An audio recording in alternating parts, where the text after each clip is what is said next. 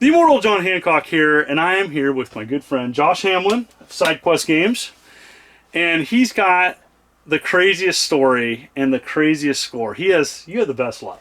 Well, I really do. and this is what happened. So last Saturday, I pull into the store and I get a phone call from a client of mine who I've done business with, I don't know, 3 or 4 years. And he says, "Hey Josh, I know you're familiar with some of these rare consoles. I'm at a garage sale and there's this red PS2. What's it worth?" So I asked him a couple of questions, what region it's from and everything. And he says, "Well, there's this guy here. He's bidding against me. It's turning into a little auction." And I'm like, "Well, what's the bid at?" And he's like, $300. He's like, "Dude, just buy it. It's a great buy." He says, "Well, it's in the box too." And I was like, "It's a great buy. Buy it." And he says, "Okay, I'll see what I can do. But also, there's this guy selling a whole garage full of stuff. He was a 15-year Sony sales rep for the whole region, hundreds of millions of dollars in sales. I think it should come out." Luckily, I had my buddy Chris at the store, so I dropped everything, went to the bank, got out some cash, and hauled it down to this garage sale. I pull up. Luckily, a lot of it is still there. A lot of it was picked through. My buddy's still there. The guy that was bidding against him had taken off because he got upset, I think. And sure enough, I end up getting some crazy stuff. So he brought the craziest things from the sale here to share on my channel. Thank you. Appreciate it. And let's check it out. Yeah. All right, so I get to the garage sale. I start poking around. Obviously, the red PS2 is actually standing up on the table like this. Man. I don't know why, but the other guys kind of had lost interest in it, and they had maxed bid. I guess they were at like $300. And I was like, "Well, I'll give you $400." Oh, okay, great. Let's set that aside. I start packing some stuff over to just set aside so we can discuss it. I end up having to pay him a little bit more for the red, but he was excited about my original offer. So I go inside the house. He's got 2 brand new neon signs.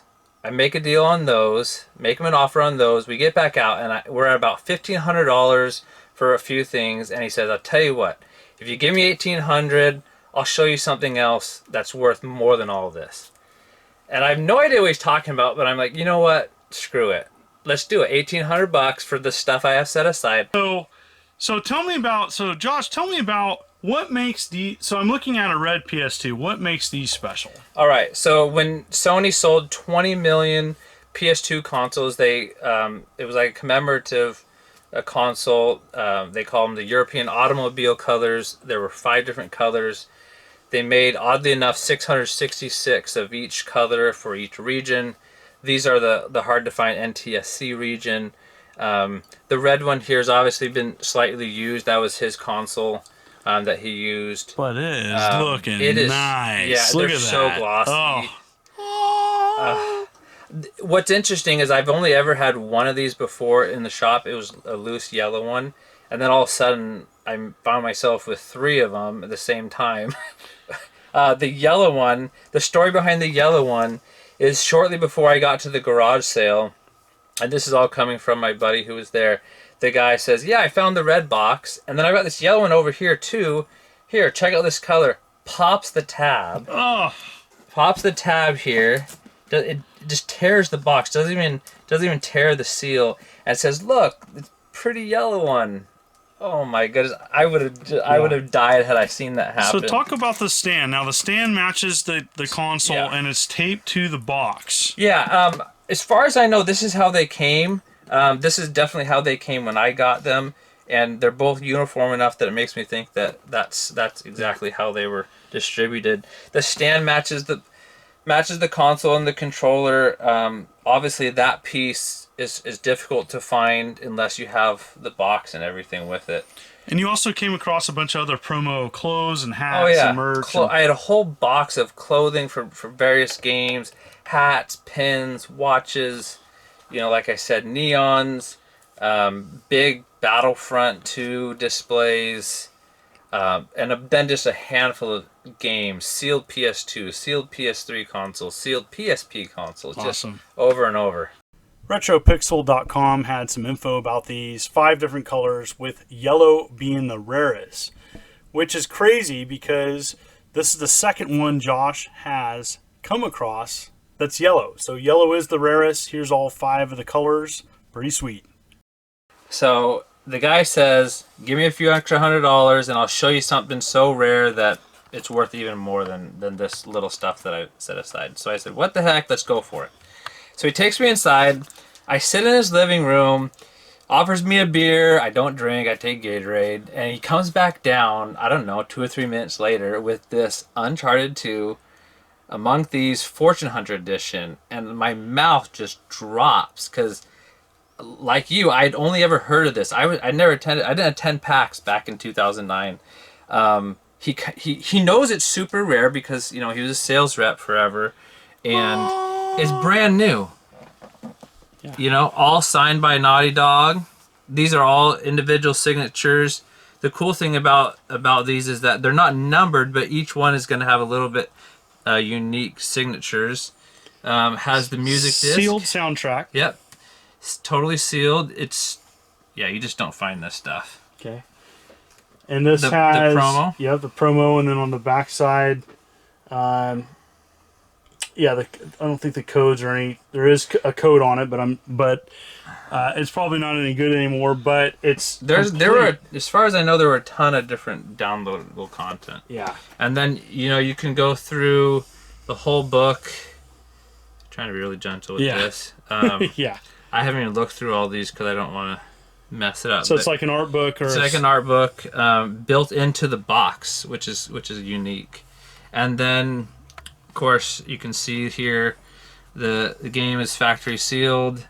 The dagger, I believe it is. Yeah, so the dagger has little brown ties. Yep, has the ties on it, has the foam on it, and the stand.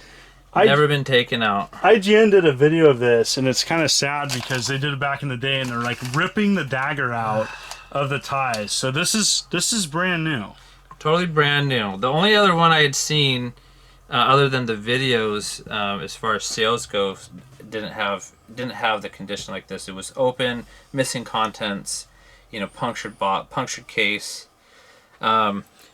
Here's the crazy part of the story is the gentleman had 2 of these when they first came out and let his son play with it.